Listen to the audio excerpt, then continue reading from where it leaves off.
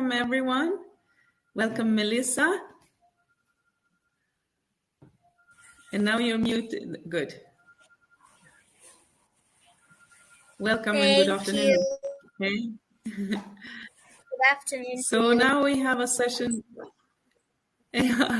I'm sorry I kept you waiting. Thank you for waiting for us. So welcome also Agudor Agabas from Ghana. And hi everyone. Hello. And have you met with my team today? Not yet. I'm about to pick them up from the airport. Yeah, I know. They missed out on the flight, which might make it a bit tricky for Bonnie to do the closing remarks. We'll see how that goes. So lovely to have you here. And also we have Imani from the Catalytic Job Fund, a KCJF, as we call it, project with the UK aid funding. And Kobia from Akili network, and Philip, welcome, Muwanika from GGGI in Uganda. Lovely to have you here.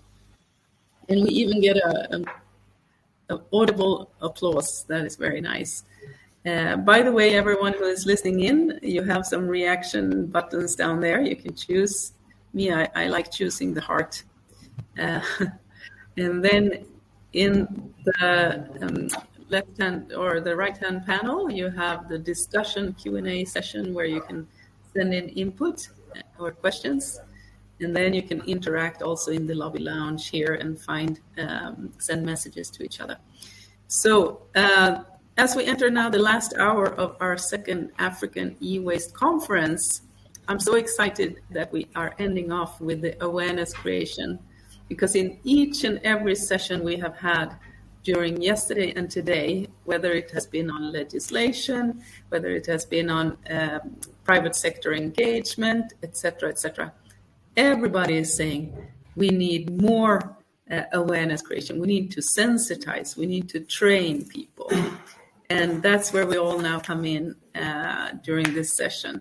So basically, what I want us to do, since we are in lack of timing, I will give you each a 5-minute, no less, no more, where you will present who you are, what you're doing, when it comes to awareness creation, what you might have done or what you are about to do, so that we can round off. I'm sorry, it's going to be a bit short, but nevertheless, we are here together, right? So we will start with Melissa. I think that's appropriate because I see that we have some big, huge programs of awareness creation, but then we also have enormous in their sort of smallness, but still with such passion, people who are engaging and starting by themselves, even at such young age as you are, Melissa. So kindly tell us how it began and what you have done. And I'm going to show you like this when it's just 1 minute left. Huh? Okay? Lovely. The floor is yours, Melissa. Can Leon share my slide?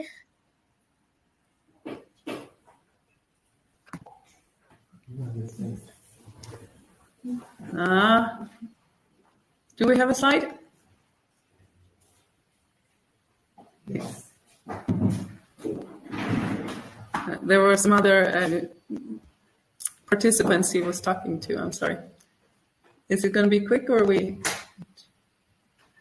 You can start talking about who you are a little bit. Present yourself. Okay. Hi everyone, my name is Melissa Njeri Thuo. I am 10 years old. I am in grade 5 in Lions Primary School and I live in Kenya.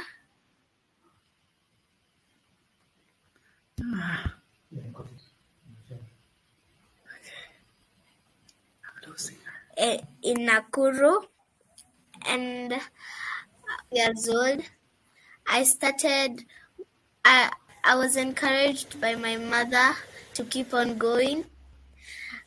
I was very shy at first, but I continued until today. That's wonderful to hear. And I know you are one of our ambassadors, of course, which is wonderful. During COVID, it has been a bit down, but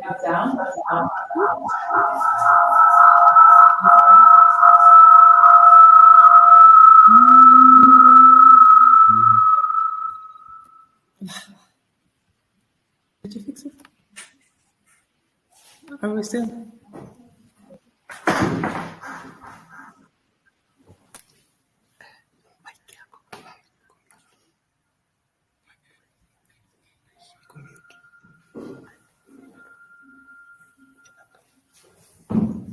Sorry about the technical difficulties. Now, here we have, but we will have to go through it very quickly. So kindly start, Melissa. Okay. Can I have the next slide, please?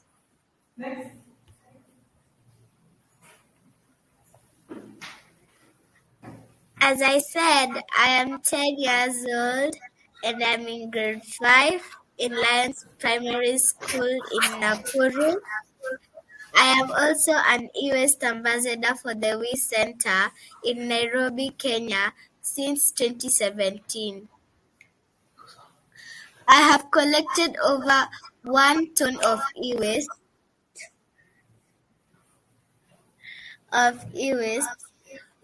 I am also the president and founder of e-waste Kidz initiative, which I started by the help of my parents. We create awareness on e-waste to children like me. Through the initiative, I won the Green Kidz Award 2018.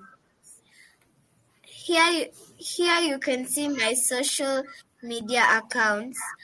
You can see my Facebook account, Green Star Kids Initiative, and my email account, greenstarkidsinitiative@gmail.com.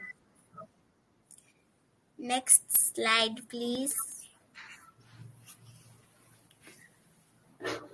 Why do we focus on children?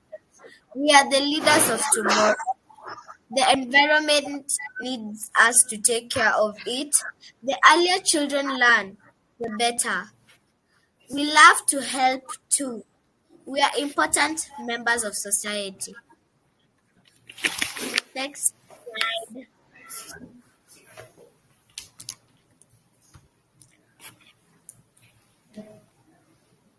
Our awareness message is reduce, reuse, and recycle, the 3 R's of the environment. I would like to give you examples of e-waste, which are old batteries, broken torches, light bulbs, old phones, and computers and televisions.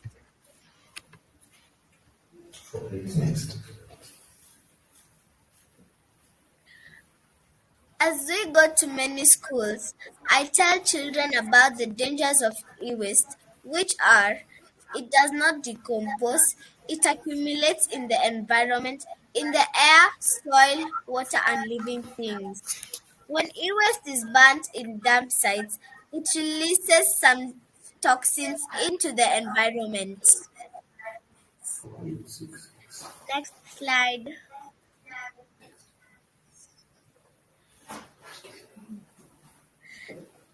The truth is, e-waste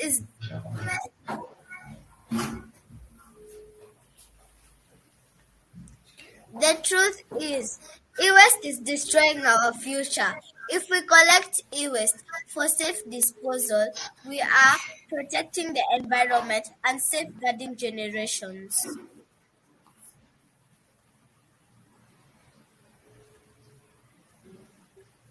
Next, challenges in awareness.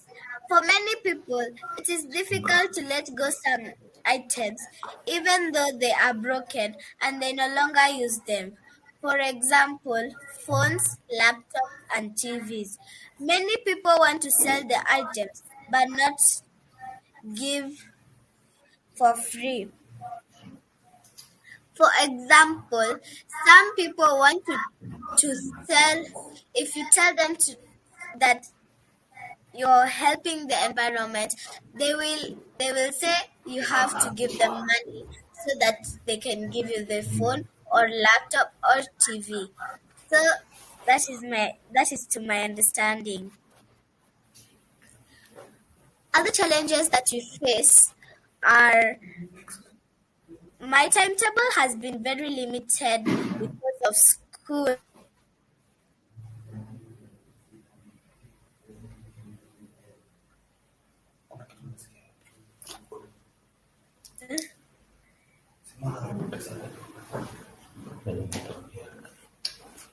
Here I was in grade 2 telling my classmates about e-waste.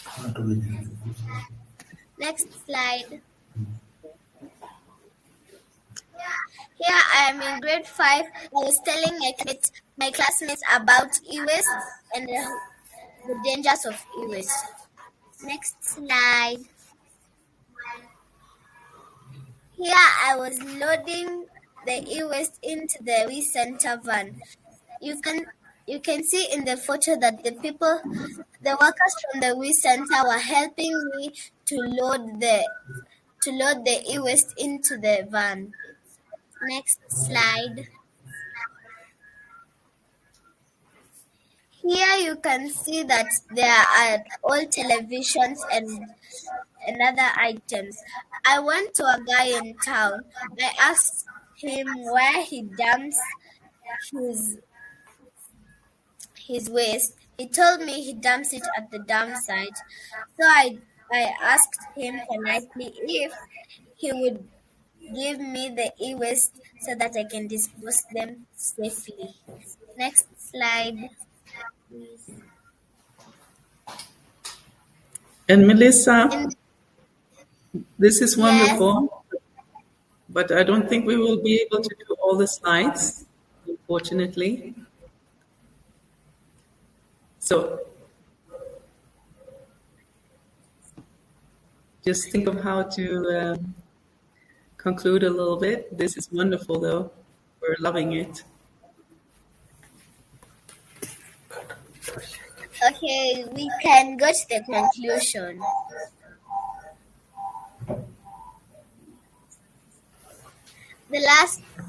Excuse me, Leon, can you put for me the last 3 slides? Presentation. Last 3 7 hours, 1880.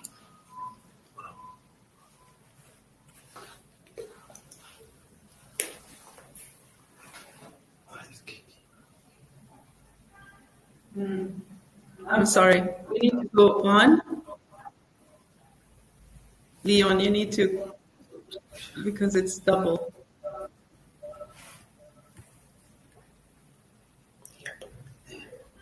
So thank you, Melissa.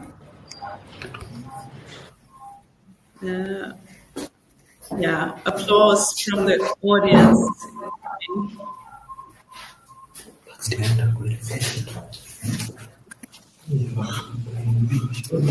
Wonderful to see what you have done. And I can only imagine what is going to happen going forward also. I'm sure people might even reach out now to see how did you go about it? And I don't know, what is your answer? Was it hard to start or? Yeah, at first it was hard, but I got used to it. I'm sure meeting people and presenting something can be a bit nerve-wracking, but you've done amazingly well. Please stay tuned, and we need to talk to the others also. So Agudor in Ghana, what have you been up to? What are you doing? And what is your focus? And now you will only have 3 minutes, please. And then he disappeared. No, now you're back.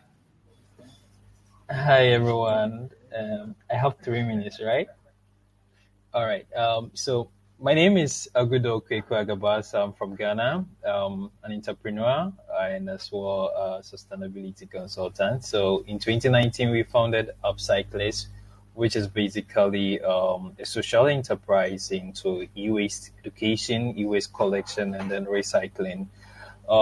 That's basically our main services we provide. So with e-waste education, that was back in 2020. This is why we basically thought of embarking in e-waste education. 2020, we conducted a survey in Tamale, Ghana, to basically understand the knowledge of people with regards to electronic waste and how people dispose them of. Throughout the research, we realized that 60% of these people do not have an idea of what electronic waste is and even how they could safely dispose them of. So this actually influenced our decision in fully paying much attention on e-waste education. So on a yearly basis, we come up with educational programs or activities, which basically some are webinars, some are workshops, some are community engagement. So we've basically initiated about 3 awareness programs and even counting.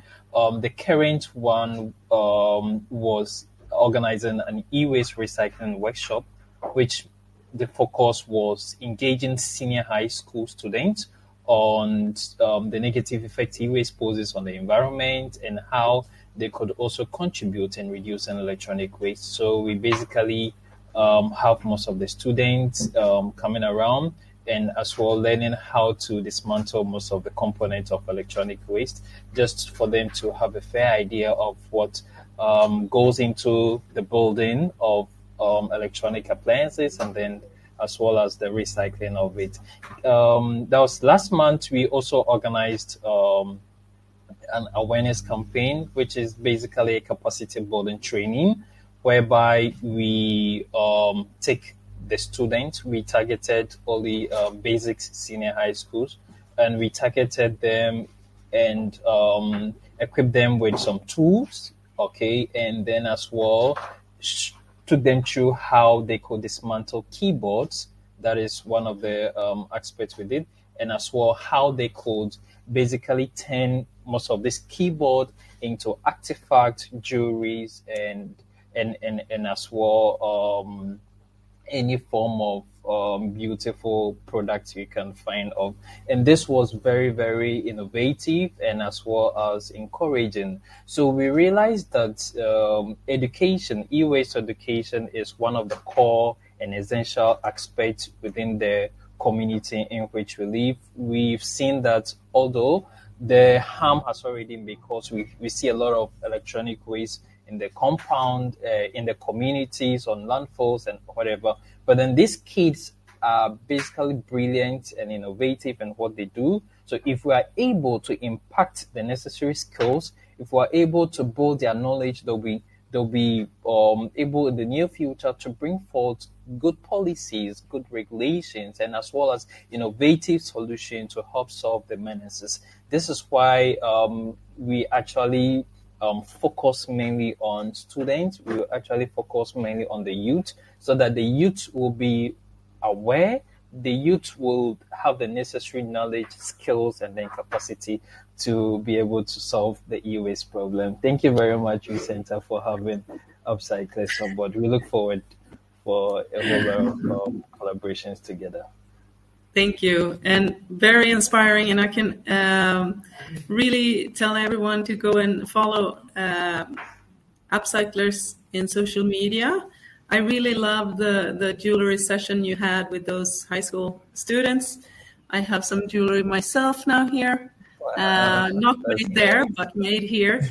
And I think that is a really great way of reaching out. So you are totally on the right path. Of course, as long as we work with the legislation and the government to also step up and be good role models.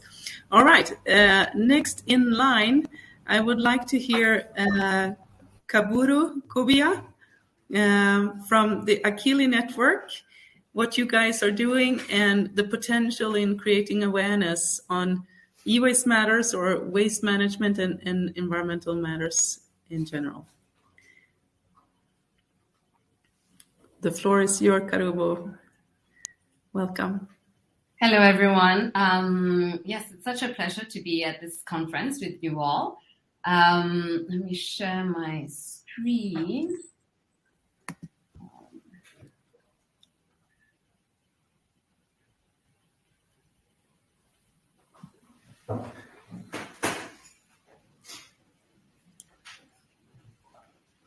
I know it's a bit of a problem, but we can say that Akili Network, me who don't have kids and I'm not Kenyan, so I don't, and I also don't watch TV very often, I'm sorry to say. I can pretend for your sake. Perhaps I will talk because I know we don't have much time. I'm trying to share the screen. And we tested it with Leon earlier and it worked, but of course now it's crunch time, it's not working. No, I'm sorry. All right, so I'm just going to talk through it because I appreciate we have very little time here. So thank you so much for inviting us, and such a pleasure to go after Melissa. What a wonderful presentation you made, Melissa. I work at Akili Network, which is a media company based in Nairobi, Kenya. We launched our flagship brand, which is Akili Kidz TV, in March 2020. This is a TV station dedicated to children and families. We have 24-hour programming that's always safe and always entertaining and always has an educational and learning outcome for children. Many might ask if TV is relevant for Kenya today. A lot of people talk about mobile and the internet, but I'd be happy to share with you that the growth of TV in Kenya has more than doubled since 2015 after we went through the digital migration. So now 3/4 of Kenyans actually access TV, and a lot of the viewership for TV is driven by children. Before a child has a mobile phone, they will interact with a TV. And I know we're talking about electronic waste, and I'm discussing here about creating, accessing a lot of electronics. But we found that TV is a wonderful platform for communicating behavior change messages for young people. Melissa and even Akbar before me talked about the importance of engaging young people in messages like this. I think at 10 years old or at 8 years old, when Melissa would have started, if you get convinced about or understand the importance of a particular topic, it will be with you for the rest of your life. So we really feel that engaging young people with important messages like this is so important. What we do as Akili Kidz is we're able to program around the day and schedule of families. And this is the particular insight that we have. And what I wanted to share with you is a case study of a piece of content that we created earlier this year. This was now on internet safety. We were challenged. The challenge was to create content that would be able to communicate to 10 to 14-year-olds on important messaging around internet safety. What we did is created a comedy TV series called Flash Squad. So it's funny, it's short, and I don't know how we can share, but maybe in the chat I will share a link on YouTube for people to watch if they're interested. It has a very clever way of delivering the key message. But most important, what we did is really role model. So for a lot of our audience, they might not have access to the internet just yet, either because of age or because of rural access or where they live. But for sure, we know that young people are going to access the internet at some point in their life. So what the show does is role model the kind of behavior that we would want young people to do. We were then able to do a case study, do a little bit of survey, and we just got the results of the survey recently. And we're so excited that the survey, the points, which I'd love to show with you right now, but I can share with you that 84% of the people that we surveyed that had watched Flash Squad were able to remember the themes in the content that we showed them. And this was unprompted. So it was very effective in delivering the messages and for people to have that recall. And 83% of parents whose kids had watched Flash Squad felt more confident about letting their children go on the internet. So this basically is to show that what we feel that the special combination that we feel we were able to do is having compelling content and then being able to distribute it effectively on our channel, reach the children and families because of our reach. So I didn't talk about our reach, just to talk about our reach. And these statistics are for Kenya, so they'll be relevant to the Kenyan people. But we're happy to report that we're actually the most watched television station in Kenya in homes that have children. So Citizen TV is the most watched TV station. We're number 2 overall, but number 1 in homes with children. And that is a reach of about 6.8 million children and 4.8 million parents every week. So for a topic like this on e-waste, I would love to connect with, say, Melissa, and even with you in Ghana for content that we could then distribute on our channel and reach young people with this important messaging. So happy to connect with other people who create content within this conference. If you have content that's specific to children or have some ideas on how to communicate to children on this important topic, would love to connect with you. And Melissa, I'm going to reach out to you, definitely. I would love to see how we can amplify your voice and your important message in Kenya. Thank you. That's fantastic. So thank you so much for your presentation, Kaburo, and for Kaburo. I'm sorry, I'm reading it backwards. Kaburo. For sure, TV has a huge reach out and potential in showing. So I would be just ecstatic if something like that could happen. And I was happy to meet with Jeff some months ago, and let's just make it happen. Yeah. Okay, we move forward through the panel. We have Philip with us from GGGI in Uganda. And now, Philip, I know I've been have been generous with everyone, and you are the one who got a slot, and you're not the last one either. So we can no problem. But you have done some research on e-waste awareness and availability around in Uganda, and I wanted you guys to share a little bit about that. So kindly just present who you are, what GGGI does, and then very shortly, extremely shortly, about the rest. Yeah, thank you for the opportunity to join this conference. My name is Philip Muwanika. I work for the Global Green Growth Institute, and we are a Twitter-based international organization, and we focusing on supporting development across the developing and developed countries, and we focus on a number of themes. One of them is waste management. We support sustainable urbanization. We support sustainable landscapes, gender and equity, green industrialization, and also sustainable energy. And so our strong focus on e-waste management, we've done a bit of work on e-waste in Uganda, and we just completed a valuation analysis on how matters are in the country. And of course, it was a very interesting exercise in that the country has a lot of, it has everything in place in terms of the legal, regulatory, and institutional framework, but there is not much that has happened as far as value addition to e-waste is concerned.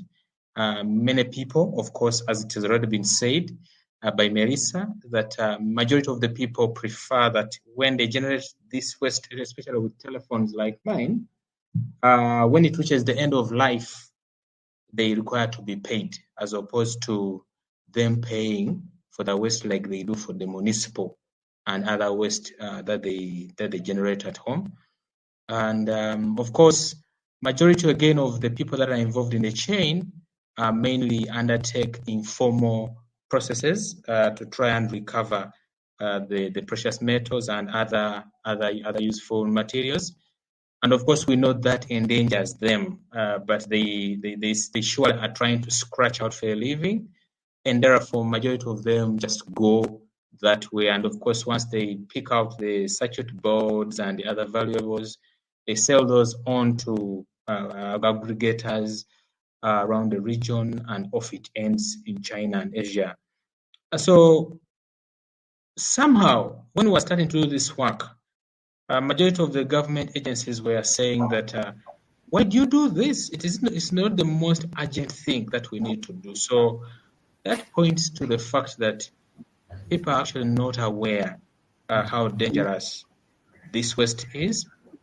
Two, they don't yet appreciate that before this e-waste becomes a big problem, it's best to address it now than we know the normal trends that the solid waste, the municipal waste has taken in many cities across the world. And so our visits to the landfills, you would hardly see any piece of electronic waste. In fact, the best you can see is maybe a broken piece of plastic of a TV. But it looks like those other materials, like the ICs and all the others, they collect them. But we realize that majority of the people keep the waste and they don't sell it. They don't, because, okay, they won't sell it, but no one really wants to give them the kind of money that they expect. I'll just speak about one company that was here. It was a telecom company called Midicom. It came down here and they were selling for new telephones. And they had this very good approach that when your phone reached its end of usefulness, they had a scheme where they would take that particular brand that they were distributing. It was Nokia. So they would take that phone back and then collect it and resell. And once they accumulate the quantities they require, then they're able to bulk it and ship it onto, I think they were shipping it back to India. But when that company closed, there's currently no telecom company or distributor or importer of these electronics that is doing any take-back scheme or implementing anything to try and take responsibility for the waste generated. So I think the way we stand right now, people are not yet aware. And so people need to be told that this is actually a waste, as opposed to thinking that it's a property, it's a phone which I can cash in anytime. Because majority of them decide to rather keep them for ages. Thank you. Than dispose it of. So that's where we stand. Thank you so much. Thank you, Philip. And thank you also for telling about that interaction from a company who is exchanging. That is coming on strong across the world, where some manufacturers or sellers will take back now when and also collect and send for recycling, maybe in America or depending on which brand. So lovely. Things are happening in Uganda and not happening at the same time, but at least we have started, right? To let everyone know, we Center is also opening up a branch in Uganda. I've already seen that. Yes, thank you. So we have two more people in this group who hasn't been able to talk, and we have the next speaker waiting for the keynote. So Imani from KCJF, kindly tell us extremely shortly what you guys are doing. It's a Catalytic job fund. We have a project together with you, and you have different other projects happening. How can we raise awareness and sensitize people on these issues? And how do you do it from your side? All right. Thank you so much, Simone. I hope I'm audible. My name is Imani, and I am the stakeholder engagement lead on the Kenya Catalytic. Speak a little bit closer to, or do you have headphones? Hold it in front of your mouth. Oh, okay. Is that any better? No? Okay. 1 second. All right, let me just do it this way. All right, thank you. So, like I said, my name is Imani. I work as the stakeholder engagement lead on the Kenya Catalytic Jobs Fund. A quick summary about it. It's a £5 million 4-year program that's managed by the Foreign, Commonwealth and Development Office here in Nairobi. And our mandate has been to support innovative enterprises with a bottom line on creating active employment opportunities in Kenya. And so far, we've managed to support up to 19 different organizations with a mixture of technical assistance and actual cash. And what we do is we disburse the cash per milestone over the last couple of years. And We Center is actually one of our newest portfolio companies. They joined us in our most recent cycle for funding. And we've been able to work with them through a lot of things, and especially